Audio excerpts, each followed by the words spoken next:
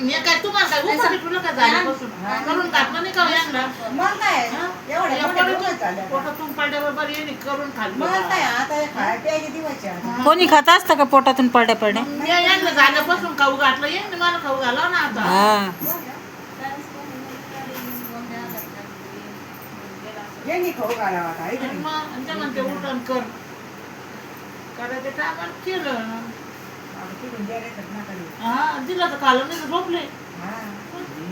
कोणच्या ये बायाला जेव घातलं गमतीनं कोणच्या घरी तो ये बाई आलते घरी कोणचे आले जावायलाच खाल्ले नुसते जावई, एका जावई नुसतं जावायच हा एका जावई तर कधी खाल्लं बिडी नाही का बसले खाल्लं नाही खाल्लं.